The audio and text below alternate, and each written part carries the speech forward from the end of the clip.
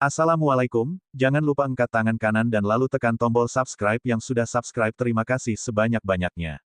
Mari kita lanjutkan cerita sebelumnya. Bab 1033. Kamu pesan sekeranjang bunga untukku. Istrimu pasti marah banget sama aku kalau sampai dia tahu kamu kasih aku bunga. Dia pasti akan berpikir kalau aku sudah merayu suaminya. Konyol sekali, ya. Kenapa juga aku harus menggoda laki-laki kayak kamu? Lagi pula, ngapain aku godain mantan suami aku sendiri? Kayak nggak ada laki-laki lain yang lebih baik dari kamu, ujar Odelina sinis. Roni merasa sangat malu setelah mendengar perkataan Odelina. Bagi Odelina, Roni adalah seorang laki-laki kurang ajar. Jadi, dia tidak akan mungkin akan kembali dengan Roni. Roni benar-benar tidak mengerti dengan cara berpikir ibu dan Audarinua dahulu moral ras saudarinya. Dahulu, mereka memperlakukan Odelina seperti sampah. Lalu sekarang mereka justru ingin Roni menikah kembali dengan Odelina. Memangnya mereka anggap apa Odelina ini? Seseorang yang bisa dipanggil ketika mereka menginginkannya lalu mereka juga akan menendangnya ketika mereka tidak lagi membutuhkannya. Odelina, aku akui kalau aku salah. Padamu. Tapi semua itu kan sudah berlalu. Sekarang kita sudah bukan suami istri lagi. Namun, kita masih bisa berteman, kan? Kita harus bisa akur demi kebaikan Russell. Kamu juga jangan membuatku malu di depan anakku sendiri, ujar Roni. Odelina menatap wajah polos Russell. Sampai hari ini, dia masih belum mengerti, mengapa ayah dan ibunya tidak tinggal bersama. Dia juga tidak mengerti, kenapa ibunya tidak pernah berada di sisi ayahnya, melainkan bibi yang selalu menemani ayah. Odelina masih belum ingin menjelaskan perpisahan dirinya dan Roni kepada Russell karena Russell masih sangat kecil. Dia akan menjelaskan semuanya kepada Russell setelah Russell mulai mengerti banyak hal. Bagaimanapun juga, Roni dan Odelina adalah orang tua Russell, sekalipun mereka berdua bertingkah layaknya orang asing, satu sama lain. Walaupun sikap Roni mungkin akan berubah ke depannya, rasa cinta Odelina kepada Russell tidak akan berubah sampai kapanpun. Sampai saat ini, Yenny masih belum hamil, jadi keluarga Pamungkas masih menghargai Russell sebagai anggota keluarga mereka. Namun, apa mereka masih akan memperlakukan Russell sama baiknya seperti sekarang kalau nanti Yenny sudah hamil dan memiliki anak? Odelina, apa kamu butuh bantuan? Aku bisa menyuruh orang tuaku ke sini kalau kamu takut Yenny salah paham. Mereka mungkin bisa bantu cuci piring dan menjaga Russell. Kamu juga bisa memberikan mereka sedikit upah kalau kamu mau, tapi kalau enggak juga enggak apa-apa, kok. Bagaimanapun juga, mereka kan kakek dan nenek Russell, jadi harus saling membantu satu sama lain. Kita kan masih satu keluarga, ujar Roni sambil tersenyum malu. Odelina langsung menolak dan berkata, nggak perlu. Sudah ada Olivia dan Bilesti yang membantuku. Olivia pasti sudah memutus hubungan dengan keluarga mantan suaminya sejak dulu kalau bukan karena Russell. Siapa Bilesti? Tanya Roni. Nggak ada hubungannya sama kamu, jawab Odelina ketus. Roni sempat tersentak selama beberapa saat setelah mendengar jawaban ketus Odelina. Odelina, kita sudah saling mengenal selama belasan tahun. Kita juga pernah saling mencintai. Aku memang sudah melakukan kesalahan seperti yang banyak laki-laki lain lakukan. Aku nggak memohon ampunanmu. Aku juga nggak akan menyesali jalan yang sudah kupilih. Aku cuma berharap kamu nggak memperlakukanku seperti pencuri. Aku ini masih ayahnya Russell. Aku juga sudah memberikan uang tunjangan yang cukup untuknya. Aku ingin menjadi seorang ayah yang membantu membesarkan dan merawat Russell bersamamu, ujar Roni. Saat ini, Roni ingin merawat Russell yang masih kecil sampai dia dewasa nanti. Dia berharap Russell juga akan merawatnya ketika dia tua nanti. Pak Roni, kamu tahu kan kalau kita bukan lagi suami istri. Jadi, kamu nggak perlu bilang lagi kalau kita ini satu keluarga. Aku juga nggak mau istrimu itu salah paham lalu menarikmu pulang sambil marah-marah. Uruslah urusanmu sendiri dan jangan pedulikan semua urusanku lagi. Aku nggak perlu memberitahumu apapun yang terjadi dalam hidupku, balas Odelina ketus. Odelina sama sekali tidak memberikan kesempatan bagi Roni. Dia tidak ingin Roni tahu terlalu banyak tentang kehidupannya. Lagi pula, Odelina bisa menebak tujuan Roni bertanya banyak hal padanya pasti karena dia ingin tahu berapa banyak keuntungan yang didapat Odelina dari adiknya. Odelina bisa membaca kalau tujuan Roni ingin membuat hubungan mereka menjadi lebih baik adalah karena dia ingin Stefan melepaskan cengkeramannya dari kehidupan Roni. Roni mengerti kalau Stefan adalah alasan utama, mengapa dirinya dan Yenny sangat sulit mencari pekerjaan saat ini. Stefan ingin menghukum Roni dan istrinya karena sudah menyakiti Odelina. Jika Stefan tidak melepaskannya, maka dia tidak akan mampu mencari pekerjaan. Dia tidak ingin kembali ke kampung halamannya untuk bertani. Dia pernah mengungkit masalah ini kepada Yeni, tapi Yeni justru marah-marah sampai membuatnya pusing. Yeni mengatakan alasannya mendekati Roni adalah karena Roni memiliki pekerjaan yang stabil, rumah di perkotaan, gaji pokok yang tinggi serta penghasilan sampingan yang juga dia miliki. Yeni berasal dari desa dan sulit baginya untuk bisa keluar dari desanya itu. Oleh karena itu, Yeni marah-marah tidak bersedia kembali ke desa dan bertani setelah mendengar perkataan Roni yang ingin kembali ke desa. Bab 1034. Yeni dan Roni tidak ingin kembali ke desa dan bertani. Satu-satunya cara agar Stefan bisa melepaskannya adalah dengan memperbaiki hubungannya dengan Odelina. Roni pasti akan menunda perceraiannya dengan Odelina kalau saja dia tahu Odelina akan menjadi istri dari CEO Aditama Group. Dengan begitu, Olivia tidak akan menyuruh Stefan untuk membuat hidup Roni dan Yeni menderita. Pada awalnya, Roni sudah menduga kalau Stefan adalah pewaris keluarga Aditama. Namun, kehidupan Olivia juga tidak bergelimangan harta. Oleh karena itu, dia berusaha melupakan semua tebakannya. Namun, kenyataannya semua tebakan itu benar adanya. Stefan adalah pewaris keluarga Aditama. Roni hanya bisa terdiam setelah mendengar perkataan yang keluar dari mulut Odelina. Pak Roni, silakan kamu keluar dari sini kalau memang tidak ada hal lainnya yang mau kamu bicarakan denganku, ujar Odelina ketus. Roni masih memeluk Russell di pangkuannya lalu berkata, aku mau menghabiskan lebih banyak waktu untuk bermain sama Russell. Sebelumnya, aku selalu sibuk dengan pekerjaanku sampai tidak ada waktu bermain sama dia. Sekarang aku menganggur dan punya banyak waktu untuk main sama Russell. Bukannya kamu mau mengurus resepsi pernikahanmu sama Yeni? Lalu rumahmu mau direnovasikan? Tanya Odelina acuh tak acuh. Aku sudah memberikan semua uangku pada Yeni. Dia akan bertanggung jawab mengurus semuanya. Dengan begitu, dia bisa lebih memahami keadaan kedua keluarga. Selain itu, dia pastinya juga nggak akan bisa membantu saudara-saudaranya. Keluarga Yeni seperti vampir yang terus berusaha menghisap darahku. Tapi untung saja Yeni bisa mengendalikan mereka semua dengan baik, ujar Roni. Roni memiliki firasat yang kurang baik dengan keluarga Yeni. Roni tidak bisa memberikan banyak hadiah ketika mereka berdua bertunangan. Namun, orang tua Yeni terus saja meminta lebih banyak hadiah kepada Roni. Bahkan ibu mertuanya meminta 2 buah mobil yang akan mereka berikan kepada 2 kakak laki-laki Yeni. Dia bilang harga mobil itu tidak mahal, yaitu 200 juta untuk satu mobilnya. Itu artinya, Roni harus menghabiskan uang 400 juta hanya untuk membelikan mobil kepada 2 kakak laki-laki Yeni. Roni tidak mau bernegosiasi lagi dengan mertuanya. Oleh karena itu, dia langsung memberitahu Yeni tentang kondisi keuangannya dan memberikan semua uangnya kepada Yeni. Yeni langsung mengurus semuanya. Dia juga tidak ingin Roni menghabiskan banyak uang hanya untuk membelikan kedua kakaknya mobil baru. Mobil yang Yeni gunakan saat ini saja adalah mobil lama milik Roni. Oleh karena itu, Yeni kembali ke rumah orang tuanya selama 3 hari untuk mengurus masalah ini. Dia bertengkar dengan orang tua dan saudaranya. Bahkan mereka juga menyebut Yeni sebagai pengecut karena dia tidak bisa memanfaatkan harta keluarga pamungkas. Yeni tidak terima dengan semua hinaan itu. Akhirnya, dia balik bertanya tentang uang yang kedua saudara laki-lakinya bayarkan kepada orang tua istri mereka ketika mereka menikah. Orang tua Yeni langsung tercekat dan tidak bisa berkata-kata setelah mendengar perkataan Yeni. Kedua orang tua Yeni sangat pelit kepada keluarga menantunya ketika menikahkan anak mereka. Kedua orang tua Yeni hanya memberikan uang sebesar 13 juta dan tidak memberikan apapun lagi selain uang itu kepada keluarga menantunya. Bahkan kedua orang tuanya juga memegang uang gaji yang dihasilkan oleh kakak laki-laki Yeni sebelum mereka menikah. Hal yang lebih lucu lagi, kedua kakak ipar Yeni justru membawa pulang mahar bernilai puluhan juta setelah mereka menikah. Itu artinya pihak keluarga Yeni lah yang merengkuh keuntungan dari pernikahan kedua anak laki-lakinya. Yeni memang jauh lebih kuat dariku, ujar Odelina. Odelina mengakui kalau Yeni jauh lebih kuat darinya sebagai seorang istri dan menantu dari keluarga pamungkas. Pada awal pernikahannya dengan Roni, Odelina terus berusaha menahan segala kesulitan yang dia rasakan sampai dia merasa sesak dan hampir mati dibuatnya.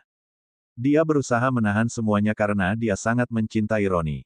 Bukankah semua makian yang didapatkan Odelina dari mantan mertua dan kakak iparnya adalah ulahnya sendiri karena terus mengizinkan mereka untuk memperlakukannya seperti itu? Mantan mertua dan kakak iparnya pasti tidak akan berani memakinya kalau saja dia sejak awal sudah berani memberikan perlawanan kepada mereka. Bab 1035. Tapi keluarga Yenny tidak sebaik Olivia. Olivia bukan hanya membantu urusan rumah, tapi dia juga membantu membuat sarapan dan mengurus Russell. Sarapan setiap hari selalu tersedia dengan rapi di meja makan setiap aku mau berangkat kerja. Aku benar-benar tidak perlu memedulikan apapun sebelum berangkat kerja. Tapi sekarang, Yenny sama sekali tidak mau bangun pagi dan menyiapkan sarapan untukku. Aku harus bangun pagi dan menyiapkan sarapanku sendiri. Keluarga Yenny hanya mau untungnya saja tapi nggak mau membantu sama sekali urusan apapun, ujar Roni dengan wajah sedih. Odelina sangat marah setelah mendengar perkataan Roni lalu dia pun berkata, kamu pikir adikku itu pembantu gratis, ya? Kamu ingat nggak, kenapa kita bertengkar tahun lalu? Kamu bilang kalau adikku tinggal di rumah ini secara gratis. Bahkan uang 6 juta yang diberikannya setiap bulan sama sekali nggak ada gunanya. Lalu sekarang kamu bilang adikku baik karena nggak ada lagi yang mau menjadi pembantu gratis di rumahmu. Aku kasih tahu kamu ya, Olivia rela melakukan semua itu demi kakaknya sendiri. Kamu pikir Olivia senang menjadi pembantu gratis di rumahmu? Dia melakukan semua itu karena aku, demi aku kakaknya.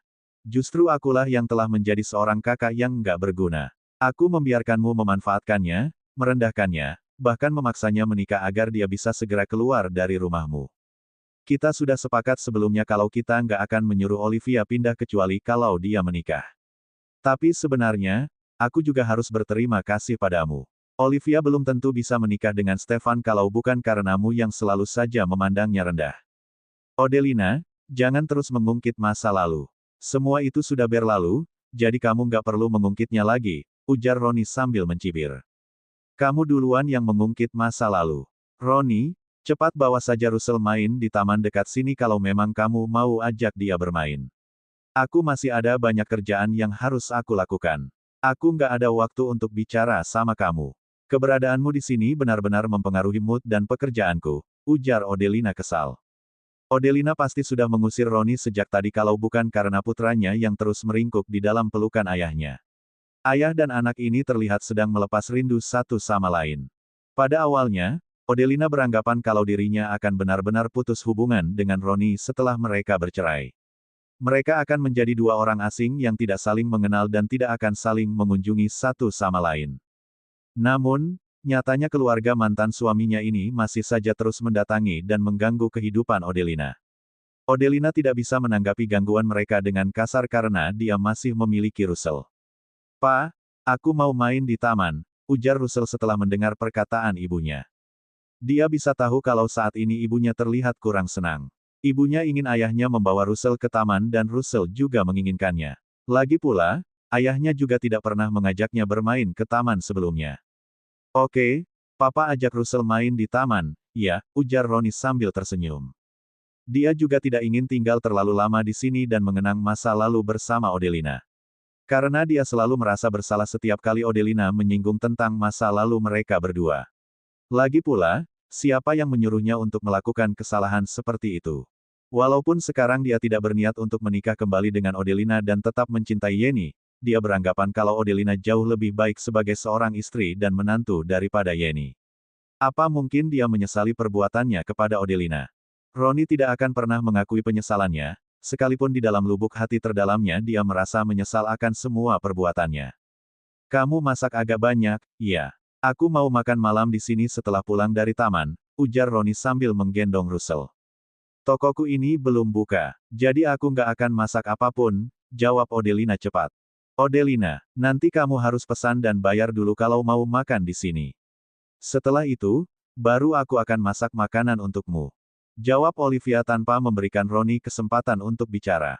Roni tidak membalas perkataan Olivia. Dia langsung saja keluar bersama anaknya menuju taman dengan perasaan kesal. Sekarang dia ingin merawat dan memberikan kasih sayangnya kepada Russell. Roni bersyukur telah mendengarkan nasihat Yenny untuk memberikan hak asuh Russell kepada Odelina. Karena mereka bisa menggunakan Russell sebagai alasan untuk bisa datang menemui Odelina. Walaupun rasanya Roni sangat kesal setiap bertemu dengan Odelina. Karena Odelina tampak sangat bahagia dan bisa melalui hari-harinya lebih baik setelah mereka bercerai. Odelina bisa membuka toko dan menguruskan badan. Dia sudah terlihat lebih cantik dengan tubuhnya yang tidak sebesar ketika mereka menikah. Hal sebaliknya justru terjadi pada Roni dan keluarganya. Dia merasa hidupnya semakin sulit setelah mereka bercerai. Roni merasa sulit untuk mengakui kalau sekarang Odelina tidak kalah cantik dari Yeni setelah Odelina menguruskan badannya. Bab 1036. Daniel melintas di depan toko Odelina setelah pulang kerja dan melihat Roni sedang menggendong Russell sambil berjalan keluar toko. Dia mengira kalau Roni sedang berusaha mengambil Russell dari Odelina. Daniel buru-buru menghentikan mobilnya di depan toko Odelina dan turun dari mobil. "Russell," seru Daniel sambil bergegas menghampiri Roni dan Russell. Dia dengan cepat mengambil Russell dari pelukan Roni. Kemudian menendang Roni sampai akhirnya Roni terjatuh di atas tangga. Roni menatap Daniel dengan heran. Kenapa Daniel mengambil putranya dan menendangnya? "Pergi kamu dari sini. Jangan lagi kamu berani mengambil Russell dan menyerang Odelina. Kalau kamu masih berani mengganggunya, aku pasti akan memberikanmu pelajaran," seru Daniel kesal. Roni masih terdiam sambil menatap Daniel bingung. "Papa," seru Russell sambil berusaha turun dari gendongan Daniel. "Pak Daniel, kayaknya kamu salah paham. Aku di sini bukan mau merebut Russell ataupun menyerang Odelina. Aku ke sini karena ingin bermain sama Russell. Aku mau mengajaknya main di taman," jelas Roni. Daniel menatap tajam ke arah Roni. Dia sama sekali tidak percaya dengan kata-kata yang Roni ucapkan. Jadi, dia bergegas masuk ke dalam toko Odelina sambil membawa Russell dalam pelukannya. "Odelina," seru Daniel terdengar kasar dan lantang. "Si manusia kurang ajar itu pasti menyerangmu, kan? Dia juga pasti mau mengambil Russell darimu, benar kan?" tanya Daniel lantang. Keluarga Pamungkas memang pernah ingin merebut Russell dari tangan Odelina. Odelina bergegas keluar dari dapur. Dia tertegun ketika melihat Russell berada dalam gendongan Daniel. "Pak Daniel ada di sini juga. Aku kok yang menyuruh Roni untuk mengajak Russell main ke taman," jelas Odelina. "Oh, ternyata aku salah paham," ujar Daniel tidak enak hati. Daniel akhirnya melepas Russell dari gendongannya. Dia meletakkan Russell di lantai lalu menoleh. "Ternyata kamu mau ajak Russell main, iya? Oh iya, tendanganku tadi nggak terlalu kuat, jadi pasti kamu bisa menahannya, kan?" ujar Daniel canggung kepada Roni. Roni terlihat hampir naik pitam dibuatnya. Bagaimana mungkin Daniel menyebut tendangannya itu tidak keras? Daniel menendang Roni sampai Roni harus terjatuh di atas tangga. Namun, Roni tidak berani mengatakan sepatah kata pun untuk membalas perkataan Daniel. Dia langsung saja menggendong Russell lalu pergi meninggalkan Odelina dan Daniel. "Russell, kita nggak usah main ke taman, iya?" tanya Roni setelah mereka keluar toko. "Kenapa, Pak?" tanya Russell kecewa. "Kamu lihat nggak Om yang menakutkan itu? Papa saja takut loh melihatnya. Papa yakin, Mamamu juga pasti takut sama Om itu. Kalau kita pergi main ke taman lalu Om itu mengganggu Mama, gimana? Russell nggak mau, kan?" tanya Roni sambil melirik sinis ke arah Daniel. "Russell adalah laki-laki, jadi Russell harus melindungi Mama," ujar Russell polos. Roni tidak jadi ingin pergi ke taman karena ada Daniel yang tiba-tiba datang ke toko Odelina. Dia tidak akan pergi kemanapun, sekalipun Odelina mengusirnya dengan sapu. Dia akan tetap memperhatikan mereka bagaimanapun caranya. Dia yakin kalau Daniel pasti ingin mengejar Odelina. Perasaan Roni saat ini benar-benar tidak karuan, bagaimanapun juga, Daniel jauh lebih unggul dari dirinya jika dilihat dari segala aspek. Walaupun Daniel memiliki luka di wajahnya yang membuat wajahnya menyeramkan, dia adalah pemimpin dari sebuah perusahaan besar. Roni pastinya akan merasa marah dan cemburu, apabila Odelina menikah lagi dengan seseorang yang jauh lebih sukses dari Roni. Karena saat ini status Roni masih menganggur setelah dia menikah untuk kedua kalinya. Bab 1037. Russell menatap ayahnya lalu berkata, "Pak, itu kan Om Daniel. Om Daniel nggak pernah menyerang Mama, kok? Kamu suka ya sama Om Daniel?" tanya Roni lagi. "Aku sih nggak suka Om Daniel. Tapi Om Daniel bukan orang jahat," jawab Russell. "Om Daniel memang bukan orang jahat. Semua itu nggak ada hubungannya apakah Russell menyukai Om Daniel atau tidak. Russell, Om Daniel nantinya akan mencuri Mama darimu. Kamu harus mencegahnya dengan nggak membiarkan mereka berduaan saja. Kamu harus menangis dan melarang Mama kalau mau kencan sama Om Daniel. Kamu ngerti kan kata-kata Papa?" ujar Roni berusaha mempengaruhi Russell. Kemudian Russell memasang wajah cemberut seperti yang biasa dilakukan Stefan lalu berkata, Om Daniel sukanya sama Russell. Om Daniel itu merebut Russell dari Mama dan bukan merebut Mama dari Russell. Russell nggak suka sama muka Om Daniel yang menakutkan itu. Tapi Om Daniel bukan orang jahat. Om Daniel dan Mama nggak pernah keluar berduaan. Om Daniel juga selalu kasih Russell mainan kincir angin setiap kami bertemu. Padahal Russell nggak suka itu. Om Daniel benar-benar tidak tahu apa-apa. Ronnie hanya bisa terdiam setelah mendengar ocehan Russell. Russell masih belum lancar bicara ketika Ronnie dan Odelina bercerai. Namun, sekarang Russell sudah pandai berbicara dan merangkai kata dengan baik. Padahal baru beberapa bulan berlalu sejak perceraiannya. Anaknya memang sungguh pintar. Russell masih kecil, jadi belum tahu betapa jahatnya hati orang dewasa. Sederhananya, Om Daniel berniat jahat sama mamamu. Dia sengaja berbuat baik sama Russell agar bisa memperdaya Mama. Tujuan dia datang ke sini bukan untuk makan ataupun minum, tapi untuk Mama. Bukankah Mama sekarang semakin cantik? Om Daniel datang ke sini karena tergoda sama kecantikan Mama. Dia datang ke sini setiap hari karena ada maksud terselubung sama Mama, ujar Ronnie terus berusaha untuk meyakinkan Russell kalau Daniel adalah orang jahat. Mamaku selalu cantik, kok, ujar Russell polos. Seorang ibu adalah perempuan paling cantik di hati anaknya. Iya, mamanya Russell memang selalu cantik. Sekarang kita pergi beli makanan dulu, yuk. Setelah itu kita kembali ke sini dan nggak jadi ke taman, ya, ujar Daniel. Namun, Russell tidak ingin menuruti kemauan ayahnya. Dia justru terus merengek kepada ayahnya. Aku mau ke taman. Pokoknya ke taman, rengek Russell. Russell sudah cukup lama tidak bermain di taman karena mama dan tantenya sangat sibuk belakangan ini. Akhirnya, Ronnie mengikuti keinginan Russell untuk pergi bermain di taman karena dia sudah tidak bisa lagi membujuk anaknya itu. Namun, pikirannya terus melayang ke dalam toko. Dia memikirkan apa yang mungkin dilakukan oleh Daniel dan Odelina di sana. Ronnie terus berprasangka buruk terhadap Daniel. Apa yang dilihat Daniel dari Odelina? Odelina masih terhitung sebagai seorang perempuan gemuk dan kurang menarik. Ronnie sangat tidak ingin Odelina mendapatkan suami yang lebih baik dari dirinya. Di sisi lain, Odelina masih bersikap sangat baik terhadap Daniel. Dia masih tidak tahu kalau suaminya menggunakan Russell untuk menghentikan Daniel mendekati Odelina. Hari ini kamu masuk kerja? Tanya Odelina sambil menuangkan air hangat ke dalam cangkir untuk Daniel. Aku lagi sibuk banget beberapa waktu belakangan. Bahkan aku sampai menyuruh pegawaiku untuk bekerja lembur akhir pekan ini. Tapi tenang saja, aku akan memberikan kompensasi 2 kali gaji untuk mereka. Besok perusahaanku baru akan libur, jawab Daniel. Odelina, suamimu itu datang ke sini untuk meminta maaf, ya. Apa dia mau kembali bersamamu? Tanya Daniel sambil meminum secangkir air hangat yang disuguhkan Odelina. Enggak mungkin, lah. Dia kan sudah menikah secara resmi sama si Yeni. Bahkan mereka sekarang juga lagi nyiapin resepsi pernikahan mereka. Rumah mereka juga lagi direnovasi. Lagi pula, Ronnie sudah berulang kali menekankan kalau dia sama sekali nggak menyesal sudah bercerai sama aku, jawab Odelina jujur. Bab 1038. Odelina juga tidak menyesali perceraiannya. Lalu kenapa dia terus mendatangimu? Aku ingin sekali menghajarnya ketika dia memperlakukanmu seenaknya waktu itu. Aku mau membantumu. Melampiaskan semua amarahmu padanya, ujar Daniel kesal. Dia mau memperbaiki hubungan kami dengan menggunakan Russell sebagai perantaranya, jawab Odelina tenang. Pasti alasannya agar Stefan melepaskan mereka. Lebih baik jangan lepasin mereka, deh. Biarkan saja mereka hidup menganggur sampai mereka kehabisan tabungan. Setelah itu, kita lihat apa mungkin mereka masih akan saling mencintai satu sama lain. Ujar Daniel setelah sempat merenung selama beberapa saat. Sekarang kamu nggak usah memindahkan tokomu ini. Biarkan mereka melihat bagaimana pertumbuhan bisnismu.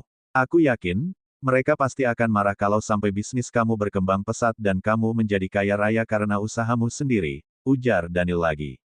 Aku memang mau jadi seorang pemilik hotel besar dengan omset miliaran. Tapi sekarang lebih baik aku fokus membesarkan tokoku ini. Setidaknya, aku ingin balik modal untuk biaya pembukaan toko baruku ini, ujar Odelina sambil tersenyum. Tujuan keduaku adalah bisa segera membuka cabang, tambah Odelina. Tujuan hidupnya saat ini adalah mengembangkan bisnisnya secara perlahan. Kemudian dia juga ingin membuka sebuah hotel besar, apabila tokonya ini sukses besar dan bisa mendatangkan pendapatan yang melimpah. Selain itu, dia juga ingin masuk ke ranah dunia catering. Pada awalnya, aku ingin memutuskan semua hubunganku dengan keluarga mantan suamiku. Tapi mereka selalu saja menghampiri dan menggangguku. Bahkan ibu mertuaku juga sudah tahu mengenai toko ini dan juga rumah sewaanku. Aku benar-benar nggak bisa menyingkirkan mereka dari hidupku. Lagi pula, aku juga masih punya Russell yang berada di tengah-tengah kami, ujar Odelina. Mereka terus mendatangimu karena mereka mau memanfaatkanmu. Mereka baru tahu kalau ternyata kamu memiliki tante yang kaya raya serta adik perempuan yang merupakan istri dari pewaris keluarga Aditama, ujar Daniel belak-belakan. Selain itu, mereka melihat kalau kamu memiliki hidup yang memuaskan karena kamu bekerja keras setelah kamu bercerai dari suamimu itu. Tuhan tidak akan mengkhianati hambanya yang bekerja keras. Aku yakin kalau hidupmu pasti akan jauh lebih baik dari mereka. Mereka bukan hanya menyesal telah menyingkirkanmu, tapi mereka juga merasa iri dan cemburu sama kamu, tambah Daniel penuh keyakinan. Kemudian Odelina tersenyum seraya berkata, jadi, perceraian bukanlah suatu hal yang menakutkan kalau suamimu adalah seorang bajingan. Balas dendam terbaik adalah memiliki hidup yang lebih baik dari mereka.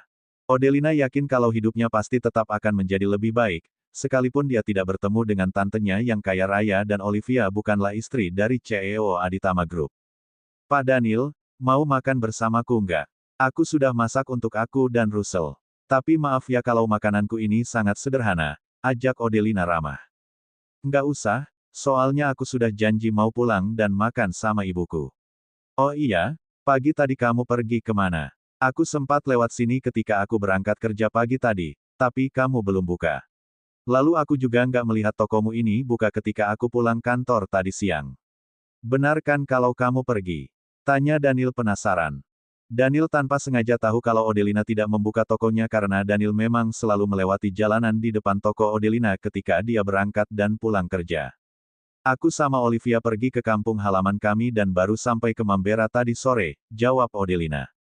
Kenapa kamu ke sana? Tanya Daniel penasaran. Kami sedang berusaha memperjuangkan warisan orang tua kami.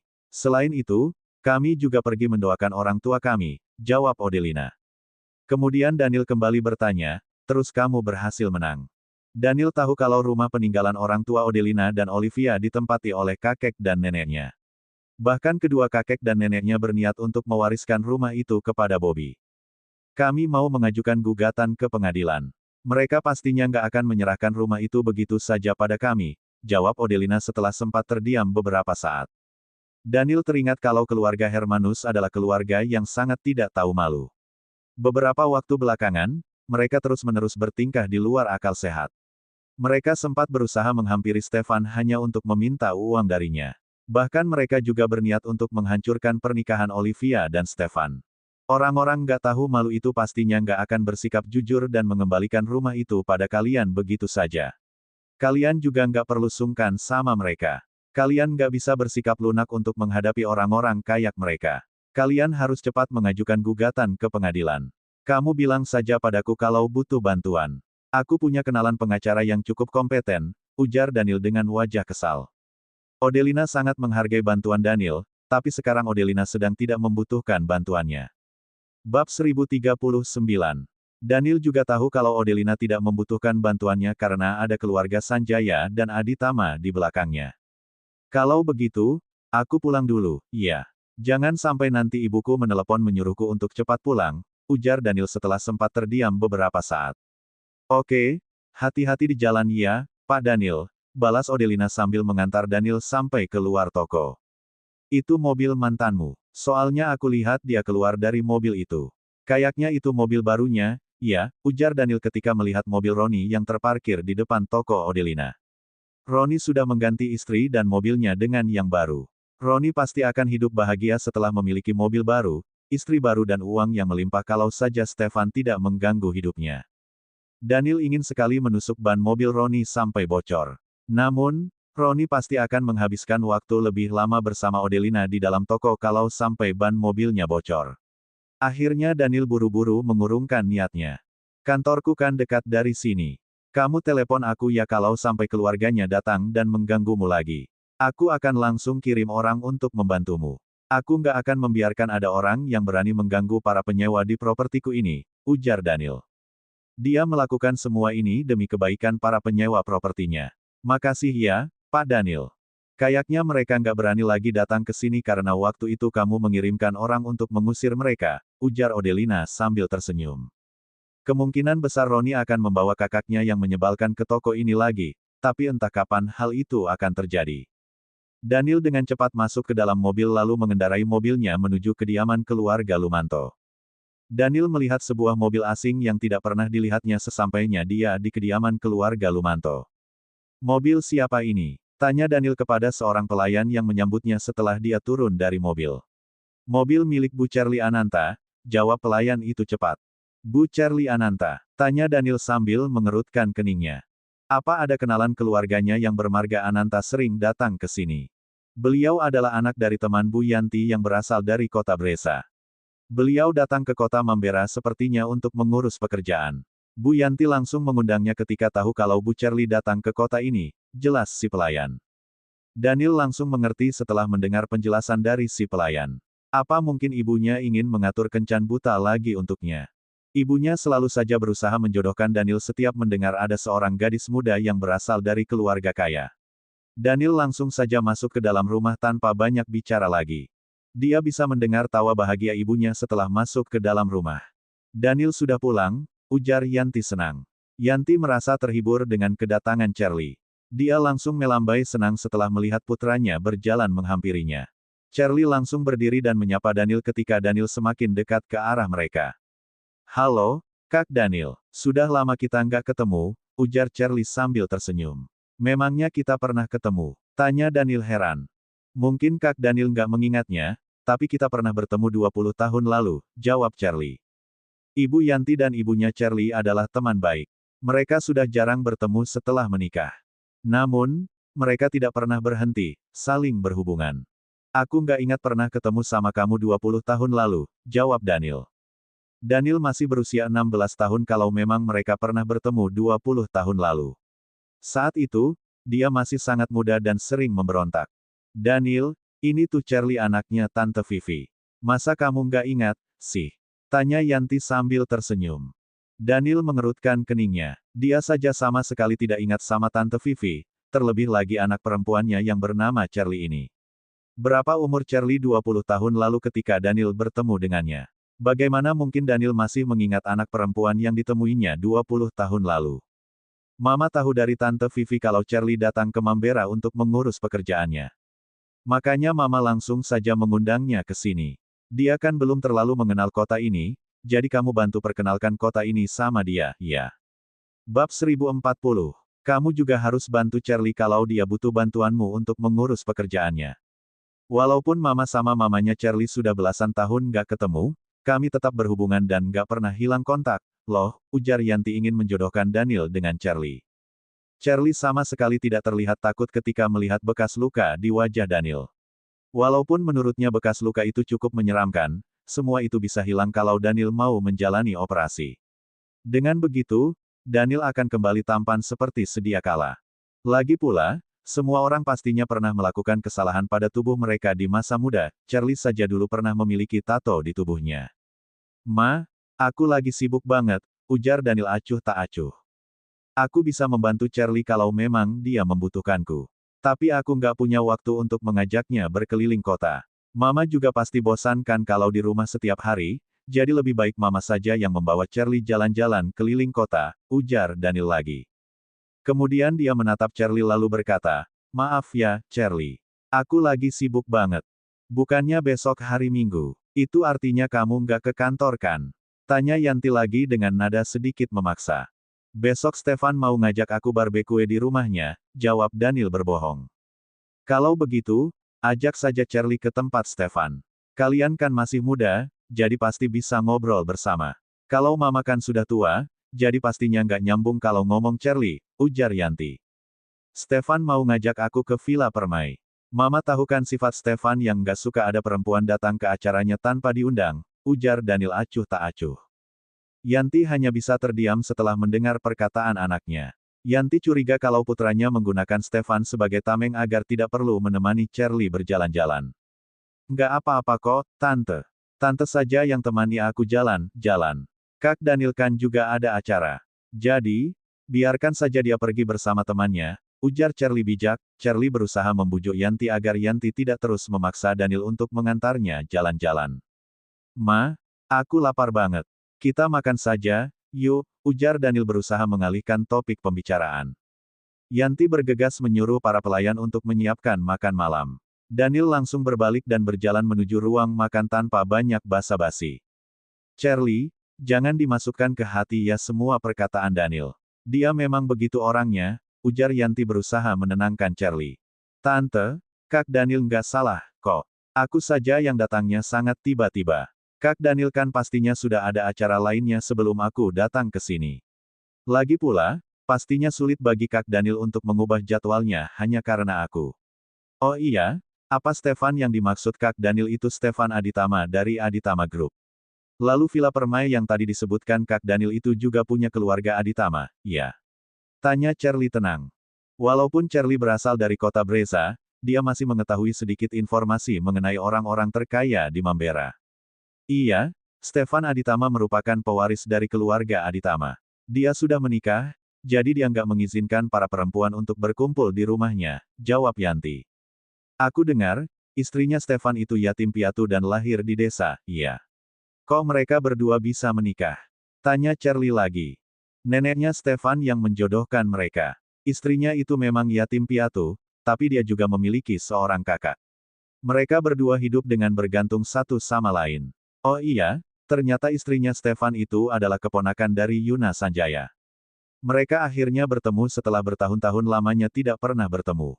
Bahkan Yuna Sanjaya juga sampai mengadakan jamuan makan besar untuk memperkenalkan keponakannya itu ke depan publik. Jelas Yanti antusias. Yanti paling ingat dengan kakak Olivia yang bernama Odelina. Karena Yanti merasa jijik dengan penampilan Odelina yang gemuk. Namun, dia tidak memiliki kesan apapun terhadap Olivia. Hal yang paling dia tahu tentang Olivia adalah Stefan sangat mencintai Olivia. Cerita bersambung.